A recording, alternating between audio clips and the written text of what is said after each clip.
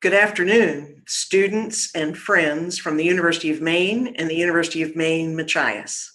Welcome to the Asked and Answered informational town hall meeting we're holding this afternoon. I'm Faye Gilbert, the interim executive vice president for academic affairs, provost, and dean of the Maine Business School, and we are happy to be with you all today to answer as many questions as we can. It is my pleasure to introduce Joan Farini-Munday, President of the University of Maine and its regional campus, the University of Maine at Machias. President? Thank you, Faye. Good afternoon, everybody. I hope you are well. We really miss you here in Orono and at Machias, and want you to know that although spring is coming and we can see the changes and daffodils are up and crocuses have been out even through the snowstorm, we really miss the energy and excitement and renewal that we always get from being around our students at this time of the year. So we're thinking about you, really hope you are doing well, and also understand that many of you are facing some complex challenges right now, along with the rest of the world, really. And so we want to talk a bit about that today and how we can be helpful, how we can be supportive, and to hear from you. These are unprecedented times, as you know. Even though the world is changing, the joys that we know we can anticipate for the future will come. And we ask that you all stick with us. You're going to be the leaders of tomorrow. You will be the leaders who have come through this pandemic. And so that will affect your lives in untold ways. And we know that your experiences here at UMaine and UMaine Machias are going to also continue to shape you well into the future. So we're excited about that part. I want to say that I'm trying to stay very aware, at least, of everybody's social media engagement relative to UMaine and UMaine Machias and other ways that the students are finding to network with one another, to connect, certainly to connect with our faculty and our administrators. And it's remarkable. There's terrific spirit out there. People are figuring out how to find each other and putting all kinds of helpful and comforting and even amusing kinds of ideas out to help us all get through this. I wanted to comment on a few things, though. I do know that this time is really difficult for everyone. You're away from the campus, you're away from your friends, you're away from your courses, at least the face-to-face parts of your courses. You are not able to talk to as advisors and your faculty quite as easily, although we hope that we're making that as smooth as possible right now. And so that's really disruptive, and we understand that. And we want to be sure that you know we're here for you. We have lots of ways that we can try to provide support and help, and hopefully those of you who need to are accessing those different ways. I also want you to know that our faculty, administrators, staff across the two universities are working very hard. Most of them are remote now, but there are some people on our campuses still protecting our buildings and making sure that we're able to help the students and folks who are still living on the campuses, the small numbers in each place, as well as providing food and a lot of involvement right now with the state of Maine, so that our faculty and staff and some of our students are heavily engaged in sort of turning their activities to helping the state relative to everything from PPE equipment to scientific looks at the modeling of the pandemic, as well as efforts to translate scientific knowledge, research knowledge into usable knowledge that's relevant and easy to digest for healthcare providers and others. So the campuses, I guess I'd say, feel very busy, just in different ways. And of course, the biggest missing piece is all of you, the students. So that is definitely a challenge. So we're working hard. We want to make it better. I'll tell you just a few things that we have already done that I believe you know about. We've moved all of our course sections to either online or remote approaches to these. That has been a learning curve for a lot of folks. It's also been something where our faculty have figured out how to help each other, and something that's a little more hidden, but I'm pretty sure is happening, which is you, the students, are helping our faculty. You're explaining to them how to use Zoom and how to do all the things that we need to do to communicate well under these conditions. Student support services through Student Life have been provided remotely, and they are very busy. I'm very grateful to the folks who work in those areas as well, because they are there for our students and are supporting them. Other kinds of changes that have happened, students who were living here have received refunds for room and board, which was done in a very prompt way, and we're very excited that we were able to do that so quickly. We've modified the grading policies, so there are pass-fail options. If you're not aware of those, you need to take a look at our Q&A section on the UMaine website under coronavirus, because that's explained thoroughly there. Extended the time frame for withdrawing from a course.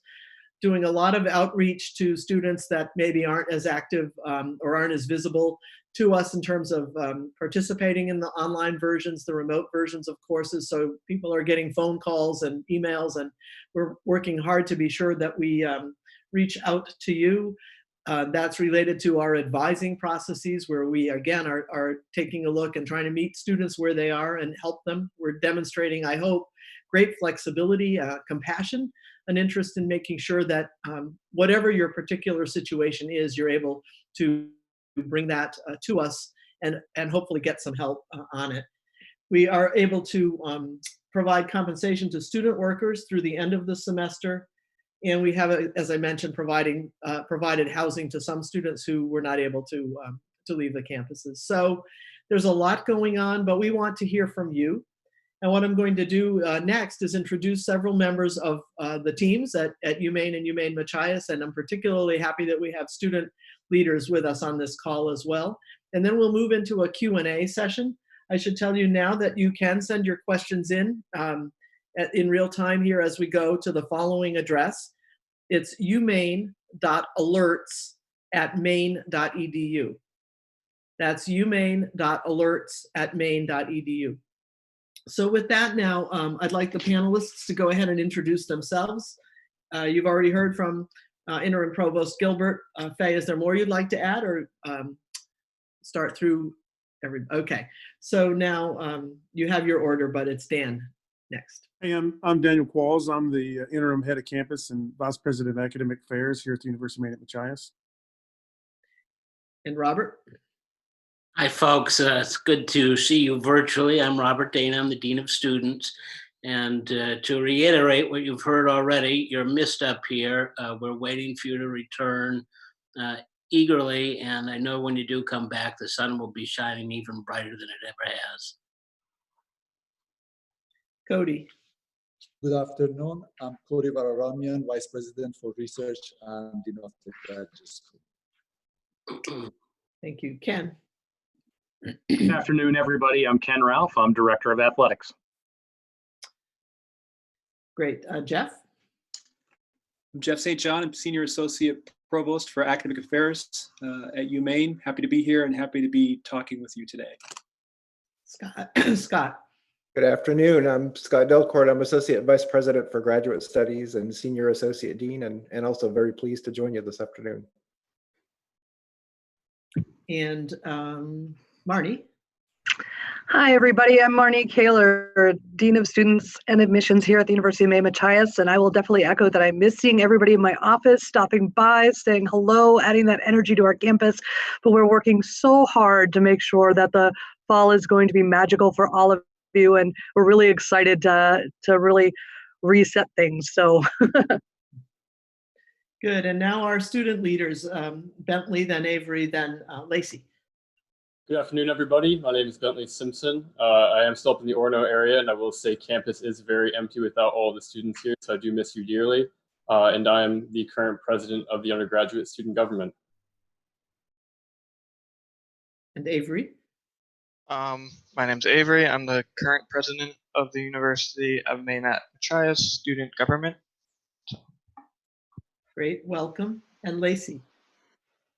Hi, everyone. I am Lacey Darling. I'm the student president of the graduate student government. Still getting used to all these online spaces, but with you all in spirit and virtually. So glad to be here. Thank you, everybody. So we've received several great questions prior to the meeting, and what I'll do is kind of start through and answering a few, but also we'll turn the conversation to others who are here to add additional information and detail, and continue to send your questions in because there's a lot to talk about. So we've had a few questions really that are about summer and fall. And I'll speak to both of those. Of course, we are here in Maine. We are abiding by Governor Mills's executive orders, one of which, of course, is a stay-at-home order, including a social distancing order, with only essential business activity still allowed. And so parts of what we do are still essential. And in my view, the teaching and learning that we are about is essential. And so we are heading into summer now with summer classes for the May, June, and July sessions. We've already made the determination that those all will be online and remote. And so those will be available to you, and we invite you to take a look at what's coming up for summer. Terrific choices, obviously, as we move into summer. And then for fall, to just be really clear, you can trust that Maine's public universities, which include the University of Maine and the University of Maine at Machias, we will be open and operational in the fall.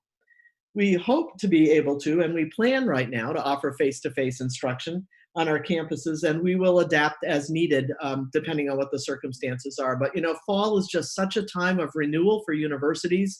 It's like the fresh start.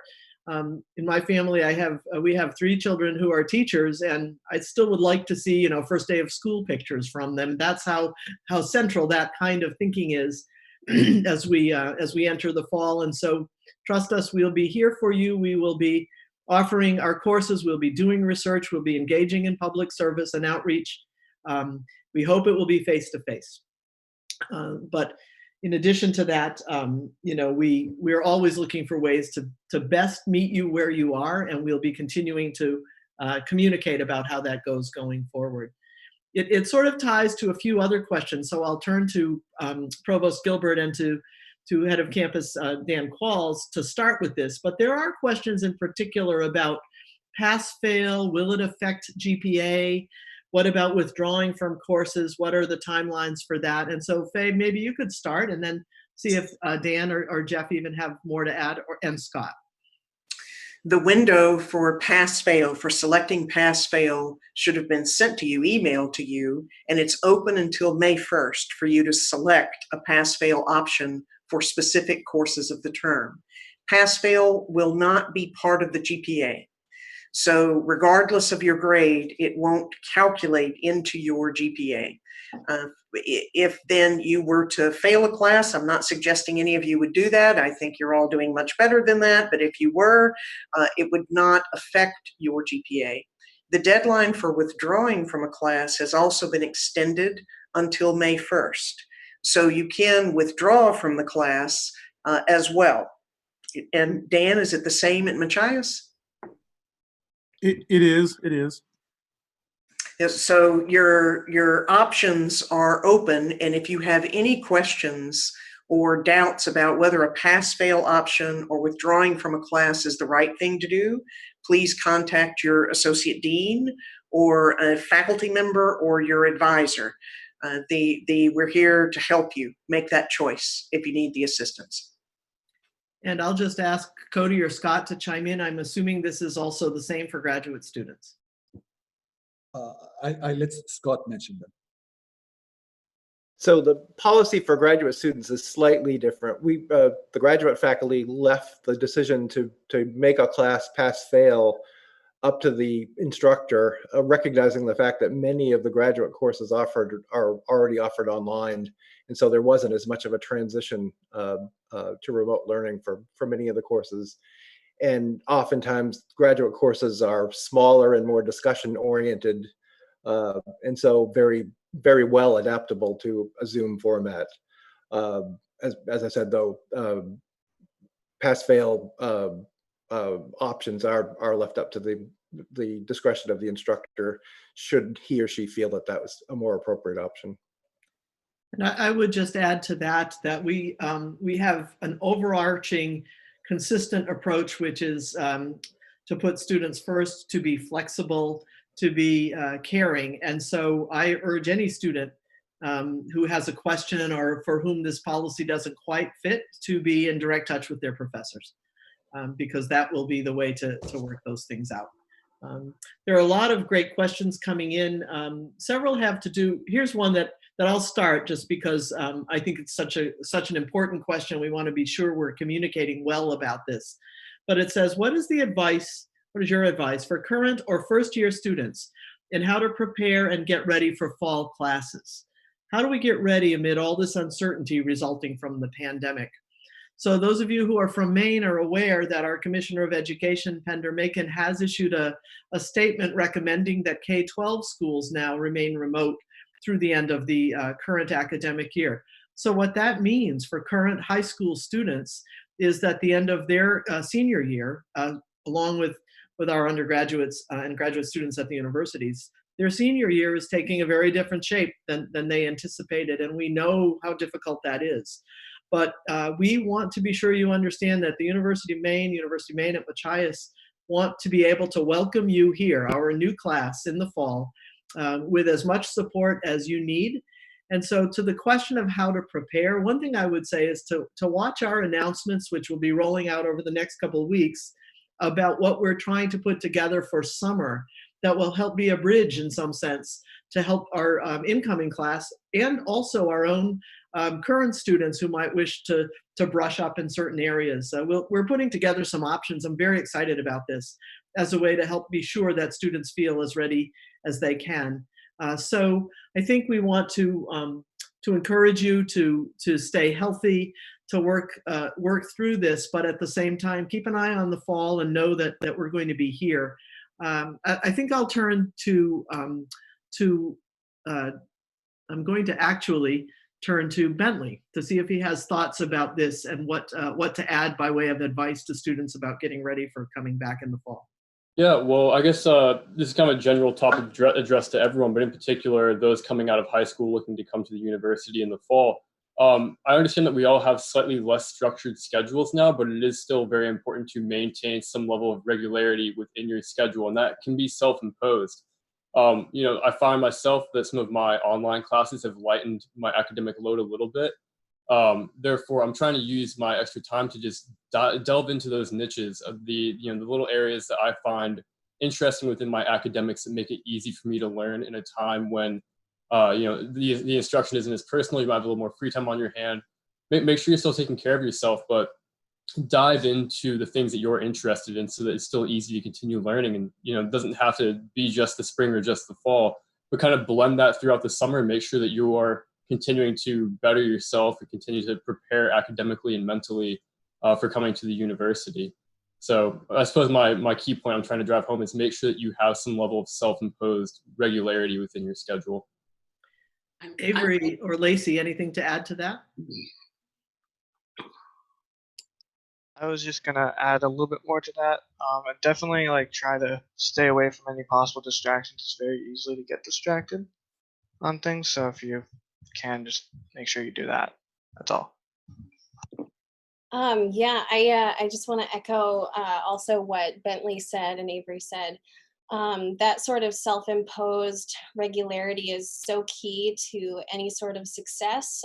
Ask any professional out there, and they will tell you the same thing, that we keep our own schedules and ultimately we prepare for our own success. We make it possible with how we're regimenting ourselves and what we're setting ourselves up to. And so continuing to reach out to people and asking. Our student governments are also posting a lot of resources, and a lot of tips are being shared via our social media outlets. And so kind of preempting coming to college, I think that sort of the recommendation from admissions had always been, follow us on Facebook, follow us on Instagram, see what we're posting and what we're preparing for, and get excited, because even though everything is shifting and even though you guys are kind of on your own at home and left to finish out the year individually, you can still prepare yourself for success. You can still be reaching out, following different people on Twitter that you want to emulate, people within the fields that you're interested in, engaging with the university staff and the people that are in those supportive roles to help you transition. Same stuff still goes. Definitely start to look into ways to discipline yourself, but still reach out to the people that you normally would, and just expand upon that into all of these new platforms and virtual spaces. We're on LinkedIn now. And so a lot of us are bolstering what we already have and making sure that we're putting out resources for students to prepare them. So just staying engaged is so key right now. Robert was going to speak, I believe. The bottom line is, if you need help, ask for it. Don't think there's some problem that is too odd or too weird or too small or too big. There's a lot of people here, and every one of them wants to hear from you, including your faculty, your advisors, people who are going to be in your college lines, even if you haven't joined us yet. But if you have a question, if you're worried, reach out. We can help you. I'm going to turn to Ken Ralph and hear a little bit about athletics here at UMaine, and then Dan and Marnie perhaps can add more about Machias. But Ken, this has been quite an exciting period in a sort of disruptive way, really, for Division I athletics. So please tell us how it's looking. It has, and obviously we feel terrible for our winter sport athletes who didn't get a chance to experience their championship seasons. Women's basketball getting ready to play for a title, and then you had men's ice hockey having their best season in almost a decade. And a lot of fans had been waiting for this and excited about it, and our students were excited about it. And unfortunately, through no fault of their own, our students didn't get a chance to finish it up. And then our spring sports athletes didn't even really get their season started, and that's really tough to take. A few of them will be coming back and participating for a fifth year. Many of them will be taking graduate courses, and we're excited about that. We're also looking forward to fall, and we want to be part of a return to normal. I think everybody's excited about getting back to a semblance of life that has a rhythm to it that we're used to, and a full engagement with their peers here on campus. And I think about all the things in the fall that we'll be able to do that'll get people excited again, whether it's going out and, cheering on your field hockey team or your soccer team or cross country or football, or listening to your marching band, or being part of experiencing your cheerleaders or your dance team performing. And there's so many different things that we can bring some excitement and some energy and some passion back to campus. But we have to remember, and one of the big questions we're getting through the community is, are we starting fall sports on time? And the reality is we are only going to do so if we can do so safely. Nothing is more important than the safety of our students and the safety of this community. And we are not going to rush back and start sports if it is not 100% safe for everybody involved. It isn't worth it. We're pretty fortunate here in Penobscot County that we've been relatively safe from some of the more harsh reaches of the COVID-19 situation, and we don't want to do anything that would artificially bring a dangerous element into this environment. So we're going to take the advice of the CDC, of our Board of Trustees, of our Chancellor, of our President, and make sure that when we come back in the fall with our students to participate in sports, that it is 100% safe, that everybody can come back and enjoy it. And I believe I'm speaking for our colleagues at Machias as well. As anxious as we are to get back on the field of play, we are going to do so when it's safe and not before. That's terrific, Ken. Can I just ask that you tell us about what we could look forward to on Saturday? Yeah, if you haven't seen it yet, we've got something kind of fun on Saturday, a little piece of nostalgia coming up. And I think most of you know that in 1993, the men's ice hockey team at the University of Maine won the national championship. Now, I probably should have given a spoiler alert, but I think everybody knows it ahead of time. What we're doing Saturday, April 18th at 4:00 in the afternoon is we are rebroadcasting that national championship game. It'll be available on the ABC affiliate in Bangor. It's available on the CW affiliate in Portland, and it'll be broadcast on Facebook Live. Now, we're doing a full run-up as if this game was happening actually on Saturday, and we're doing the full treatment of this game. We're also going to be doing a lot of live posting on Facebook, posting on Twitter. We have engagement coming from students who were involved in the game at the time, or folks who just have great memories of that game. And the feedback we're receiving is just incredible. So a lot of folks who remember that game are talking about they're going to experience it with their children now, or with their grandchildren. What for many was a very defining moment of their time here at Maine. So It's fun to be able to bring this back. We've had great support from sponsors to be able to do that. Without that, it would not have been possible. But hopefully you'll be able to join us Saturday the 18th at 4 o'clock and be able to enjoy a great moment in Black Bear history. Thank you, Ken. Marnie or Dan, anything to add about athletics coming back up online at Machias? Yeah, we're planning on all of our sponsored teams being ready to go in the fall, and we're really close to hiring a new volleyball coach. So we're moving ahead as planned, and with the caveat that we'll see what the future holds. That's terrific.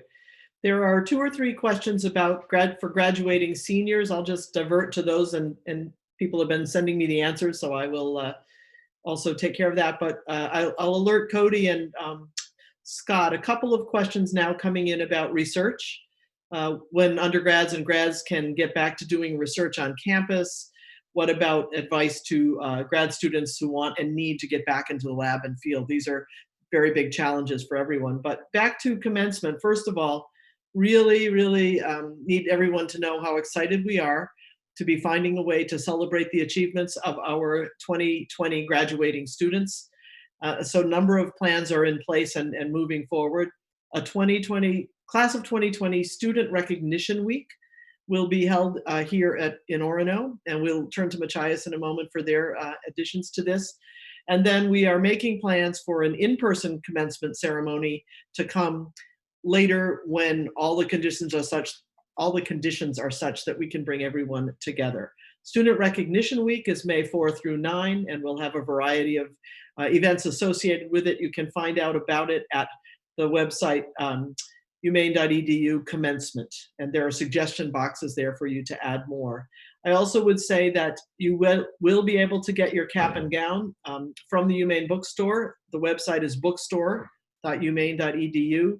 And doctoral students can arrange for regalia rentals also through the bookstore. UMM can also order regalia, and Rose Monville has that information. Dan or Marnie, anything to add from UMM? Marnie, do you? No, Rose is definitely the keeper of all things. Everybody on this campus knows Rose, so students go talk to Rose and she will definitely get you all the information you need. She's amazing at those little details. I can add though that our virtual convocation ceremony is going to be April 30th. Our virtual commencement is May 30th, and our postponed face-to-face, we're shooting for homecoming in September. Terrific, thank you. Cody and Scott, can you help us think a little bit about where we are with research, and particularly students engaged in research? Yes. And I'm assuming a good part of the question was about undergraduate students getting exposed or opportunity to get exposed to the research experience. So for the time being, if you have such students that are already involved in such activities,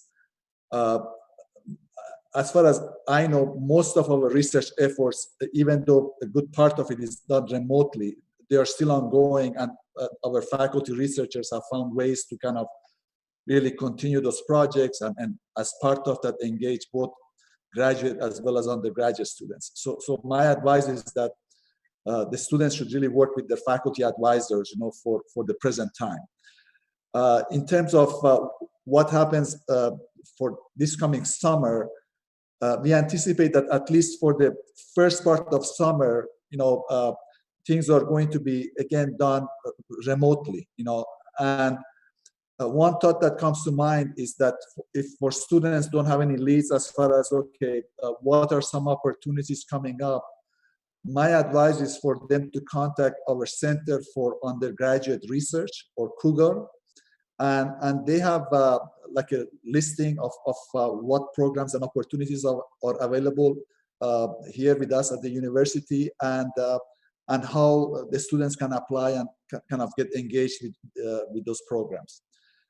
And as far as coming back to campus for campus research, again, that really depends on the conditions with COVID-19, and as soon as we can start having, the green light to allow for that, surely, we will start kind of allowing more and more of such activities to take place on campus.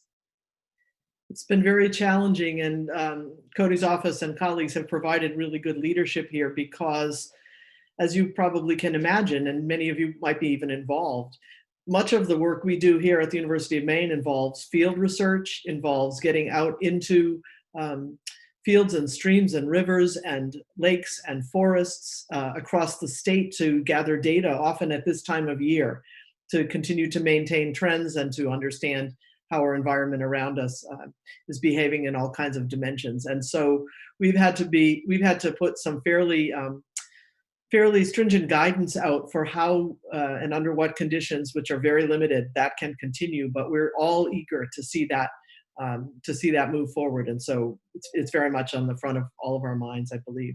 There are several questions coming in that have to do with the incredible financial challenges that so many of us, all of you, may be facing at this time.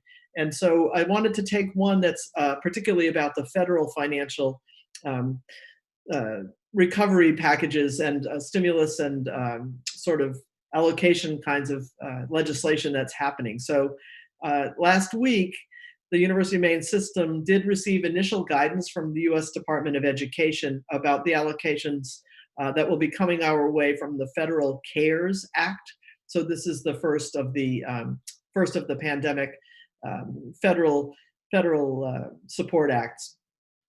What will come there will be $7.6 million to the University of Maine and $293,000 roughly to University of Maine at Machias. So those are totals meant to be used to support the universities and our students for the kinds of burdens and expenses that we're facing now. Half of those funds in each case will be dispersed and must be as direct emergency grants to students. So currently now we are working with the Department of Education's guidance about the different ways that that can be done and coming up with our plans and processes for that. And we expect to be announcing how these adjustments will be made to students by April 21. So there will be resources coming that will be supportive and that are meant to provide some relief in this extremely difficult time. There are also questions about financial aid status. What about signing off-campus housing leases and so forth? I don't know if Faye or Jeff would like to discuss the financial aid status, and Robert, just advice in general about thinking about housing for the fall. Well, I'll start on the housing. I would assure you that if you signed up for the university housing, of course, if something were to go in a direction we weren't anticipating, that is, classes couldn't be held on campus, your monies would be refunded, of course.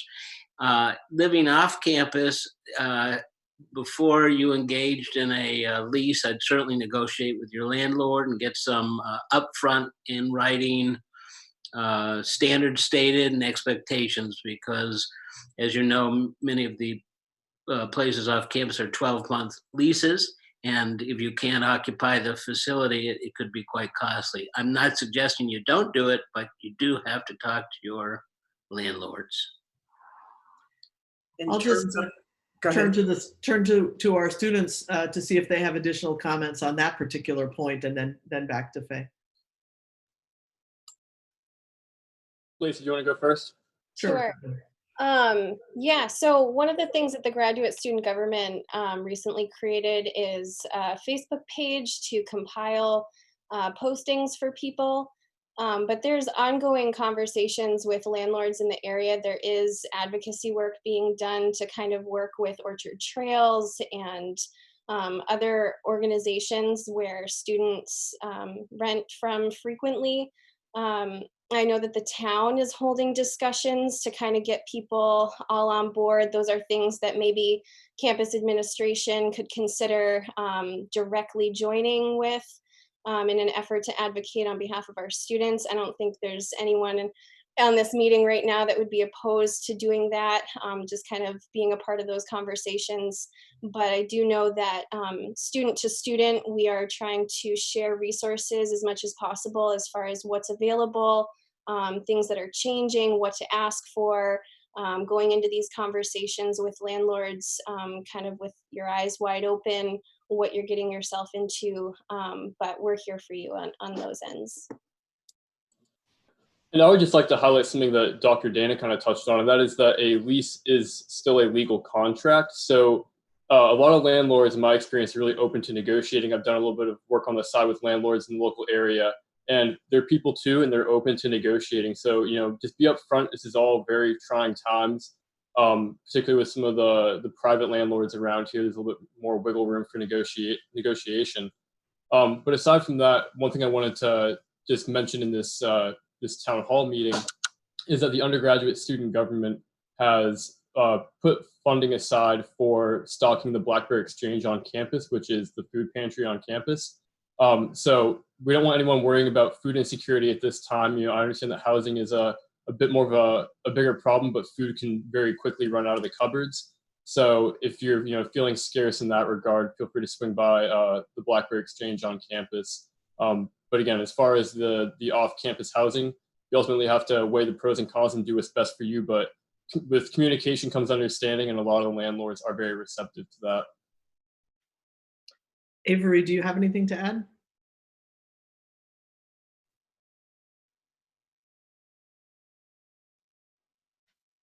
Okay, we'll come back if there's more on this. Sorry. Oh, sorry. Yeah. I forgot I was muted on the actual thing.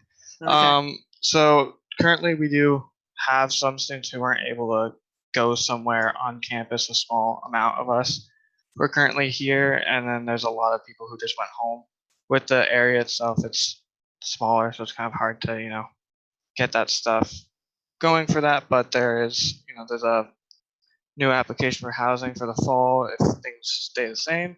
But currently, those who are on campus who are here for a reason have that eligibility for the summer, just so they have something. Okay, and that's actually a question also. I think I'd like to go back to Robert too on this.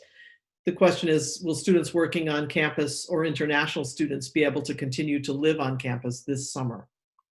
Students can apply. Those that are currently living or have need for housing over the summer can apply, and housing will be available. We expect small numbers. The theory will still be the same, is that we're trying to limit the density of folks on campus to keep everybody safe and protected. But for those with dire need, of course, and there are many of those, please reach out and you can apply for housing. I think now perhaps Faye was getting ready to speak to the financial aid question. I know that our professionals in financial aid are hard at work trying to find the best packages they can. So those that have questions need to contact the Office of Student Financial Aid, because they're working on individual packages and individual issues and searching for the right packages to meet needs. So it's may not be one at a time, but they're almost taking it one person at a time. Reach out and contact the Office of Student Financial Aid at the University of Maine. How is it at Machias? Is it similar there? Would they do the same? Yeah, it's the same. You still reach out. We're also in the midst of packaging, and so please, if you have questions, just reach out. At Machias, everybody knows Teresa is the financial aid extraordinaire person here. Teresa can be reached really easily, and she can answer any questions about where you're at with packaging for fall and those kind of pieces. Anything else that anyone has to add on the financial aid questions? I'm also thinking it would be good to hear a little bit about Maine Day, one of our very important traditions here at the University of Maine. Again, we'll turn to Dean Dana to say a little bit about this and how we're approaching that this year. Thank you. Maine Day is going to happen. It's on April 29th. It's not going to happen the way it usually does, which is with a great gathering of people on campus. We won't be meeting. We won't have our large barbecue, but we're going to be encouraging people to be thinking about themselves both as local and global citizens. And on that day, we'll post on the UMaine Maine Day website all sorts of examples of things that you can get involved with, both in your homes, but on your technology to help enterprises in your town, across the state, across the nation, and across the world. So it's a day of service. It's a day for us to reflect on all of our privileges and what we do have. And even in the midst of a very difficult time, this is an opportunity for us to extend lifelines to others. Thank you. I think we may also need to mention that part of what we're trying to figure out here from the campuses is a way to get as much information as we can from you without overloading you and bombarding you with too much. But there is a survey that went out last on Monday of this week to students, and then another one went to faculty, and those surveys are still open. We'd very much appreciate getting your responses. It's a quick way for us to get a feel for how this is all going. We've seen a little bit already coming in from those, and one concern that I have is the percentage of students who are indicating that getting internet access is a challenge, or having the right technologies available is a challenge. And we want to let you know that you should come to us with those challenges. We do have some ways to provide support in that arena. And I'm looking at Robert. I think that the best place to go is to start by calling. He'll tell us the number we need to call, but start there. Absolutely. Call 207-581-1406 or 581-2861. That's the COVID-19 helpline. There are technology opportunities on campus. We have laptops and so forth, and we have some funds in the case that there are very specific technology needs. So please don't be laboring out there wherever you are. We can help you. Right. So I think there are a few consistent messages here, and in a minute I'm going to turn to our 3 student leaders to be sure that additional comments they might wish to make get in. But big messages here: your health, your safety, your addressing your situation the best we can from here is really what we're about. We hope you're hearing that. We hope to hear from you in terms of what we can do to help you and support you even more fully. But I do believe that you're hearing from people that this is our biggest priority. So please take advantage of the different ways in which we want to be there to help you. Can I ask, we'll go with Bentley and Lacey and then Avery in that order. For each of you, if you'd like to offer particular messages to fellow students right now at this difficult time. Yeah, as I was kind of mentioning on the call before we went live, mostly what I've been doing here is working on my thesis. So I've been interacting with my thesis committee some, and one thing I've heard from them is that this is hard for them as well. Like, this is hard for the professors as much as it is the students. We're all adapting to new technologies, and I find that the work-home boundaries are getting dissolved, so it's hard to stay concentrated. So understand that the most important thing that you can do to help yourself is to reach out and be transparent, because the faculty understand that this is a hard time. It's a hard time for them as well, but they can't help you if they don't know what your needs are. So it's incredibly important to be transparent in that regard. And then kind of playing off that, I think that mental health goes hand in hand with that, and that being isolated can be very detrimental to your mental health. So, I mean, I'm still in the Orono area, even though there are very few students around. You know, I'm still going out for walks on a regular basis, still calling my family once a day, still FaceTiming with a lot of my classmates and fraternity brothers. So, you know, don't let yourself fall into that point of isolation where you're not talking to your faculty about your problems, or you're not talking to your friends about how you're feeling. Make sure that you stay connected. I mean, we are blessed to be in the 21st century where we have all these technologies. So I would just like to emphasize the aspects of communication that you can embrace in order to preserve yourself through these trying times. Thanks, Bentley. Lacey. Yeah, thank you. So to kind of echo that, what I've kind of been prefacing to everyone is we adapted as social beings.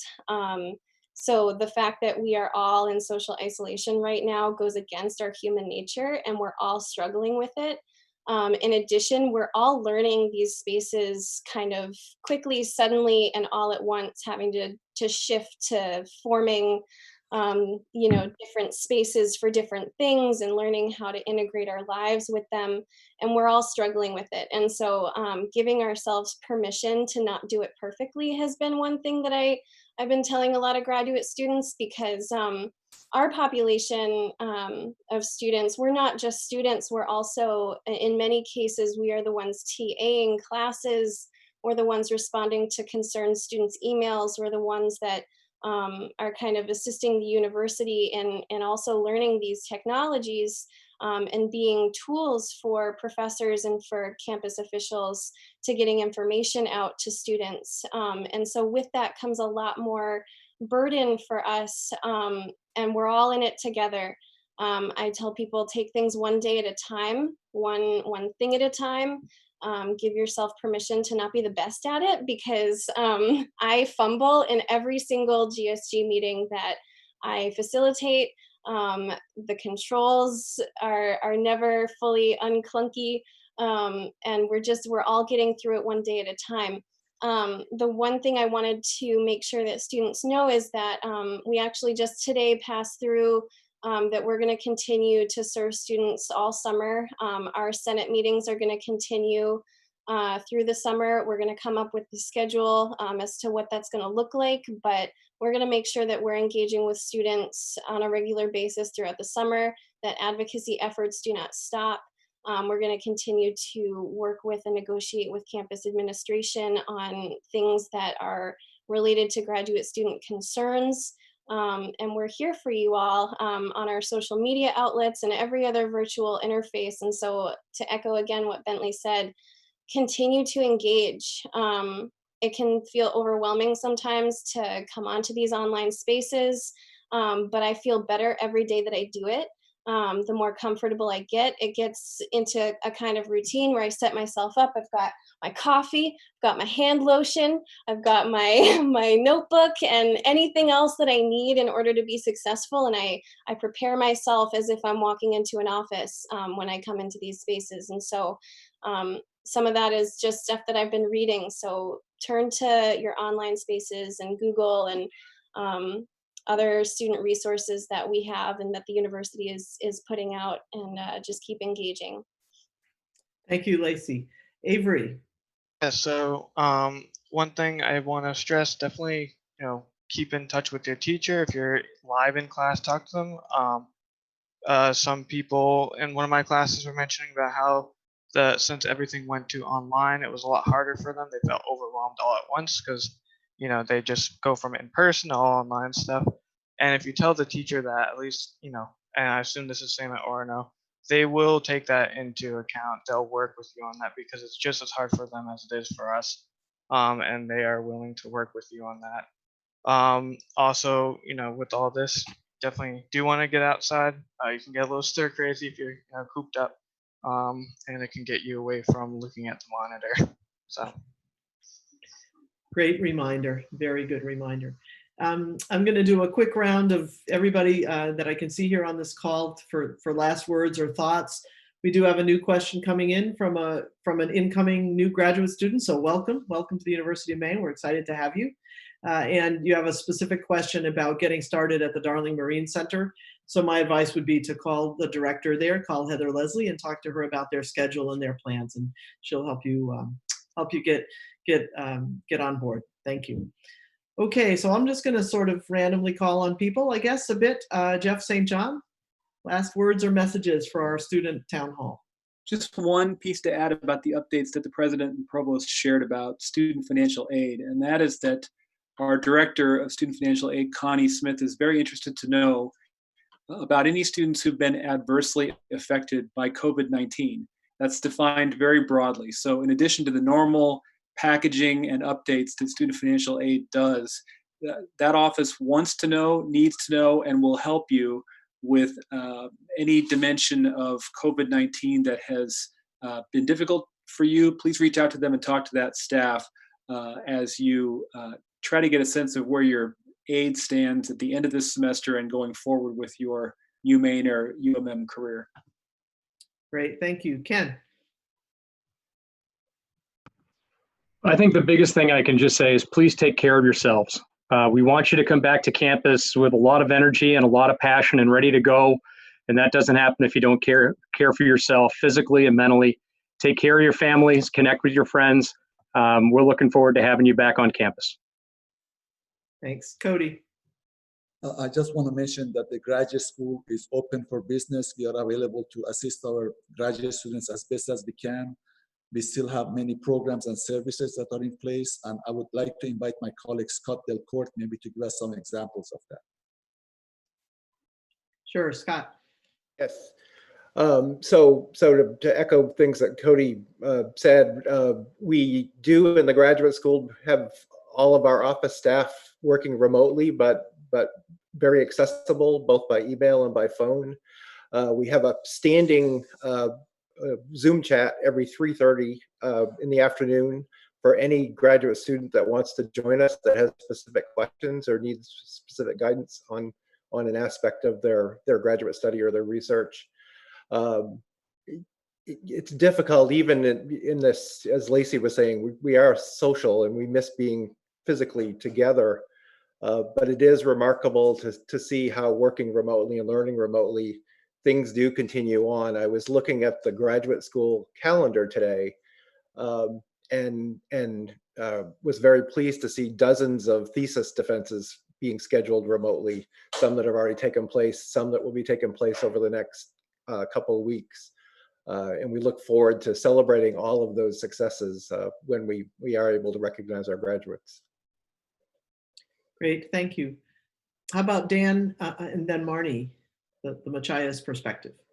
Sure. I want students to know that we're here. We want you to be successful this semester and talk to your advisor, your instructor, anybody in academic services. Marnie, in my screen, she's right here. Marnie or me, just contact us and let us know what's going on, and we're here to help. Marnie, last words. Yeah, and I'll definitely say, I know it's a different learning environment for all of you right now, and it's a different work environment for us as well, but keep your eye on higher education goals that you have. Please make that commitment, keep that commitment, don't give up. The conversations might be a little bit harder, but keep speaking up. I know tons of questions have come my way, and I don't have all the answers for all of you, and I really wish I did, but keep your eye on that goal, why you're going here, what you want to do, and keep pushing that because the world will come back at some point, and we need all of you to be in those careers that you guys are going for so hard. So please keep up the amazing work. We're all rooting for you. We're all here for you, and let us know what we can do to help.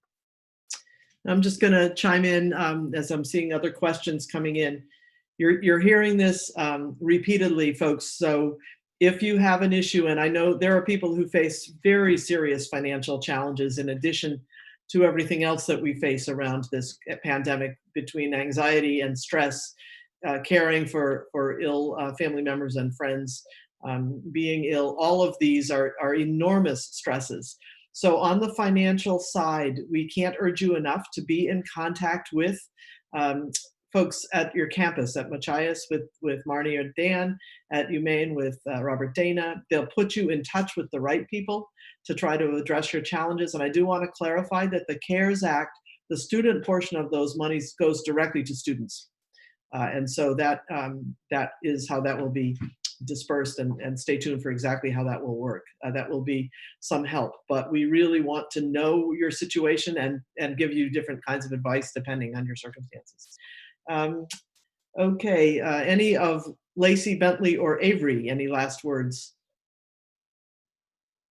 Nothing for me. You know, when you're isolated, it may feel alone, but you have to remember everyone's in on it. The entire world is.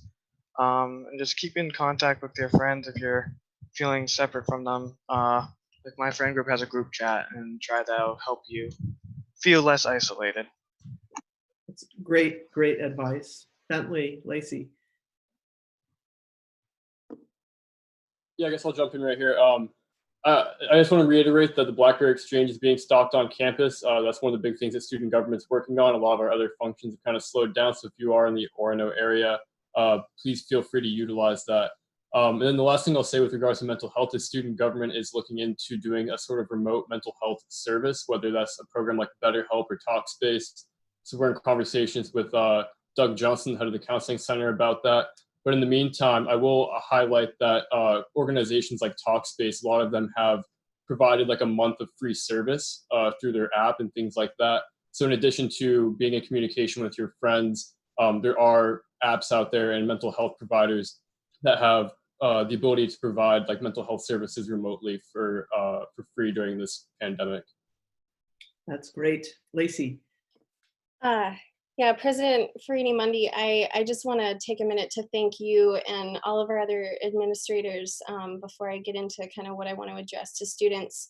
I know that it was donations that were what created that first emergency fund, and that you all have been spending countless hours just being devoted to students on this campus and across the UMaine system. And I can't thank you enough for that, because for those of us in the diaspora of students that now exist across the world, it is good to see that there are people still fighting for us and what we need to be successful in life. So what I wanted to take a minute to just say to students right now is that there are so many of us, not just on this call, but focusing on what you need.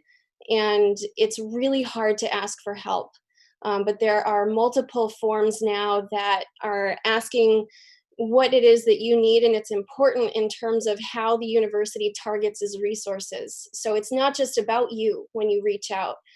When you send a message to any of the leaders on this campus or take part in a poll or a survey, you are advocating for student needs. You're giving us an idea of where we need to shift our focus, what needs are most important and of priority in terms of getting funding to students. And for graduate students, I want to remind all of you that you are mandated reporters. In addition to the other roles that you play, if students reach out to you with needs or concerns and it doesn't pass the pillow test at night when you go to sleep, if something doesn't feel right, you need to be making those reports. You need to be contacting Dean Dana.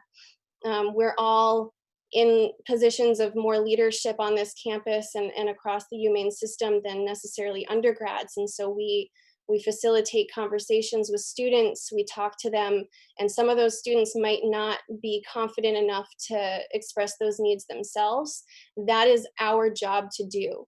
And so I want to stress to you all the importance of advocacy. As a student government leader, that is what I do. And I'm open to assisting any of you with knowing how to do that, who to target your questions at. I'm available via email, on Facebook, and it's as simple as just contacting me, UMaine GSG president at gmail.com. We want to point you in the right direction, and everyone here wants to help you, but I just hope that students take it upon themselves as well to make sure that you're fulfilling those roles and responsibilities to the community right now. It helps in a strange way to take on sort of an effort on behalf of someone else or for a larger body. It helps to kind of retain that purpose-driven mentality of helping people. And so that's my message for any graduate student listening is just to, keep asking those questions, keep reaching out. But when you're talking to people, kind of keep track of where things are at and contact someone, whether it's an advisor or a mentor or another student leader. Just make it known what's going on this campus and in the community. Thank you. Thank you, Lacey. Faye. On behalf of the faculty, I do want to say I'm very proud of you. I'm proud of your perseverance. I'm proud of your courage. I'm proud of your ability to adapt and be flexible. And I hope you finish the term. We're looking forward to seeing you again when this dies down, but they may not tell you yet because they're going to be pushing you to finish the term. I'm very proud of what you've been able to do so far. Speaks very well of UMaine and this community. Thank you, Faye. And Robert. Thank you. Well, you've heard so much from so many people. I would just encourage you to stay balanced, to stay in a place where you're trying not to push back the river too intensely. Give way to what's happening in some ways and learn from it, perceive it. This is a time that's unparalleled, and certainly in my life, and I think everyone's life on this panel, and certainly in yours. So it's an opportunity to see history evolving, and it's going to be okay. We're going to be okay. So hang in there. You're doing great. We miss you, and soon you'll be back. Thank you. All great messages. Just one last thing to add, which is we've talked a lot about your communities, your family, the networks of friends that you have, your fellow students, but these universities writ large are your community too. We make up this community, we and you and your families to some extent, and all who are a part of the University of Maine and the University of Maine at Machias. I take great comfort actually in knowing that I am a part of such a wonderful, warm and caring community. I hope you're able to take that comfort as well. Take care of yourselves, be well. We look forward to seeing you as soon as we're able. And in the meantime, we hope to hear from you if you have any kinds of challenges. All the best for the afternoon. Thank you.